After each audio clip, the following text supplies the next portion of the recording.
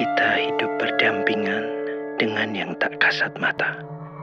Hal-hal ganjil bisa terjadi pada siapa saja. Dan bisa jadi itu kamu.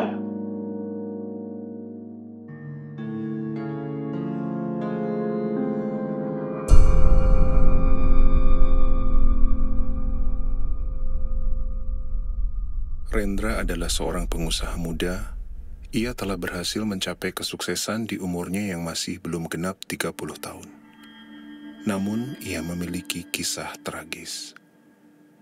Tahun lalu, calon istrinya mendadak bunuh diri tepat di malam sebelum pernikahan mereka. Kini ia mencoba mengobati kesedihannya dengan merawat boneka arwah.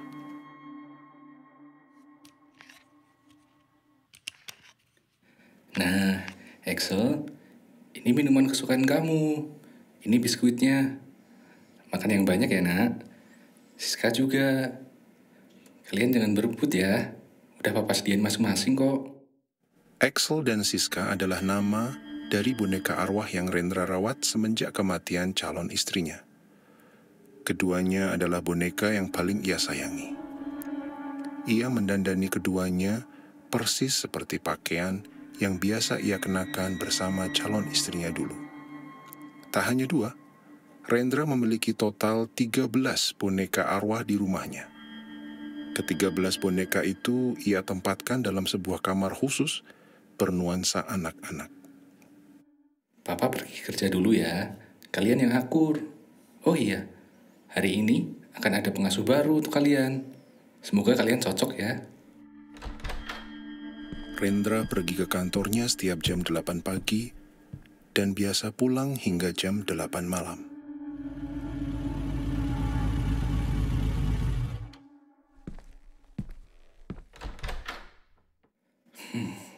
Udah 9:30 nih. Kok belum telepon ya pengasuh barunya? Ya, sebentar. Ini deh kayaknya.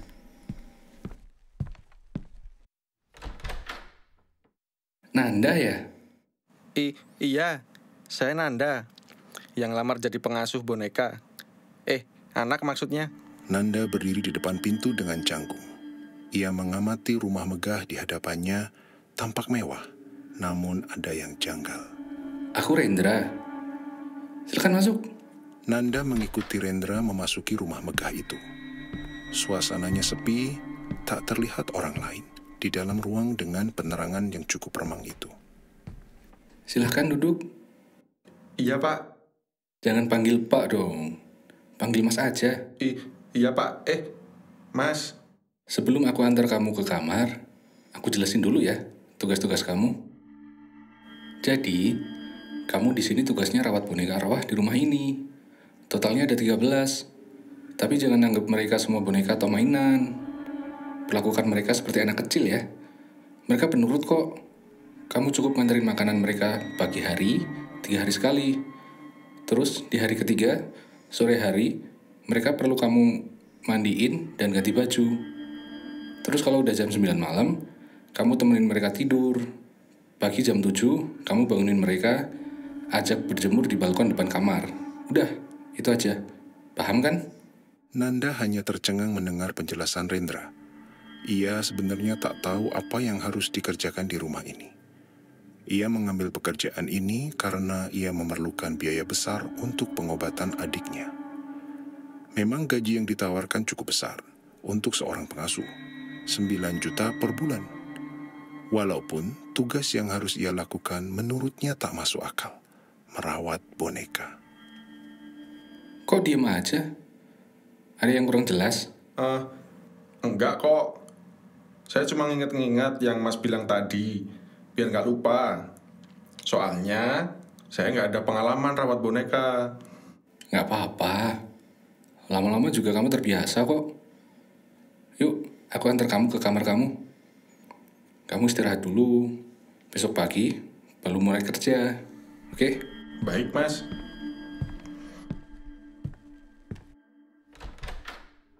Ini kamar kamu. Kamu tidur bareng anak-anak ya. Sekalian jagain mereka. Mereka tiba di sebuah kamar luas di lantai 2, dengan penerangan tak kalah remang dari ruang utama di depan tadi.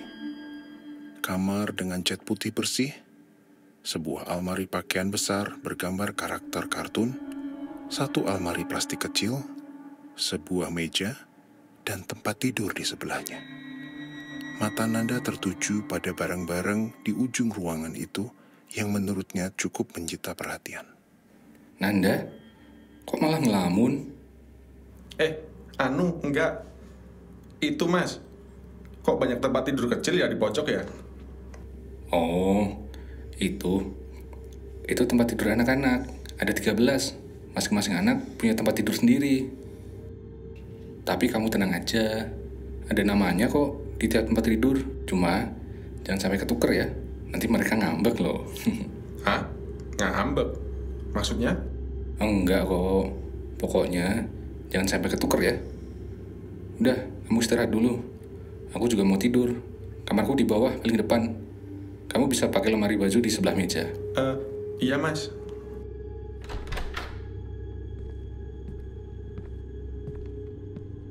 Nanda masih berdiri di tempatnya, mengamati keadaan di kamar itu. Namun, tetap saja pandangannya tak dapat lepas dari deretan ranjang bayi di ujung ruangan. Ia meletakkan tas yang ia bawa ke atas kasur, lalu berjalan menuju ranjang paling kiri. Agnes. Jadi yang paling kiri ini namanya Agnes ya? Vero. Keren yang ini pakaiannya. Nana. Ternyata nggak seserem yang aku pikirin kemarin. Kayak normal-normal aja nih boneka-boneka ini.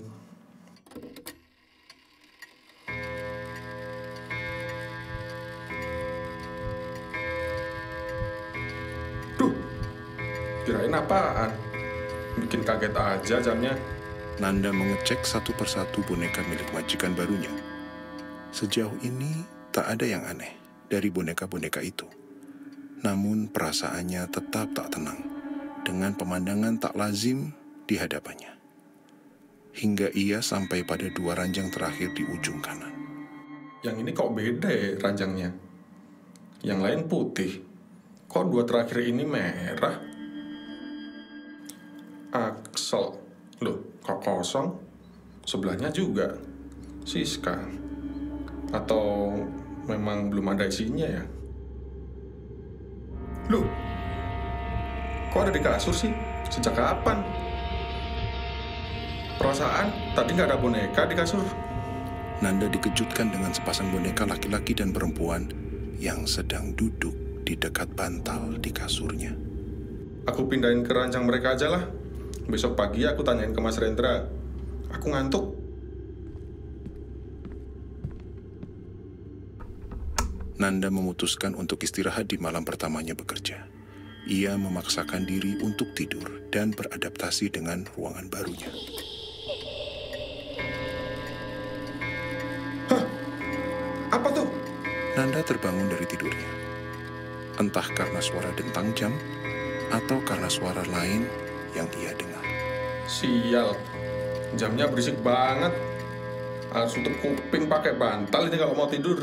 Nanda memilih tak menghiraukannya, lalu melanjutkan tidur dengan sebuah bantal menutup telinganya. Kok kayak ada yang jalan ya? Sama ada suara anak kecil. Suara tertawa anak kecil itu terdengar lebih jelas. Nanda tak dapat menghiraukannya kali ini. Ia memberanikan diri untuk mengecek ranjang bayi di ujung ruangan itu.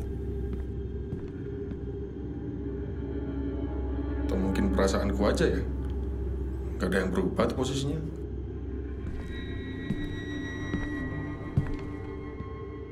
Axel masih di sini juga.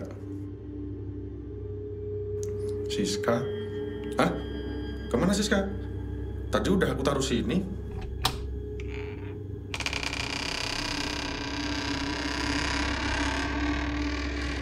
Mas Rendra? Halo?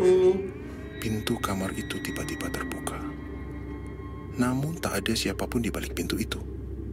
Nanda mulai merasa tak nyaman. rasa kantuknya pun telah hilang. Mas Rendra. Hei! Sebuah boneka terjatuh di hadapan Nanda yang berdiri di ambang pintu. Loh, Siska, kok bisa di sini? Nggak ada orang juga. Masa iya dia jalan sendiri? Ada yang nggak beres nih.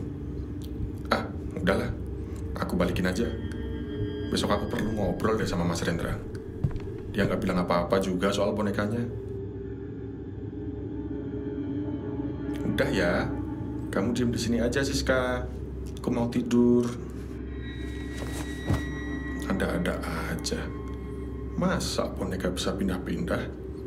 Aku kecapean kali ya. Nanda melanjutkan tidurnya meskipun pikirannya dipenuhi dengan kewaspadaan. Dia sudah merasa tidak nyaman sejak memasuki rumah ini. Ditambah dengan beberapa hal tak masuk akal yang baru saja ia alami. Bener-bener ini jamnya ganggu banget.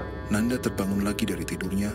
Ia terganggu kembali oleh suara dentang jam di rumah itu. Namun kali ini ada hal lain, bukan suara. Ia merasakan ada sesuatu yang merayap di sekitar tempat dia tidur. Remang lampu kamar membuatnya tak dapat melihat jelas apa yang ada di dekatnya. Hah? Kok? Kayaknya ada yang bergerak di belakangku. Nanda baru tersadar, semua boneka yang ada di kamar itu kini berada di kasur di sekitarnya. Mereka hidup, menyeringai dengan wajah menyeramkan, seakan mengajaknya bermain. Mereka semakin mendekat, merayap di tubuh Nanda. Lalu dari balik jendela kamar itu ada sesosok wanita berwajah pucat menggendong sebuah boneka. Siska. Ia adalah mendiang calon istri Rendra yang bunuh diri melompat dari balkon lantai 2 kamar itu.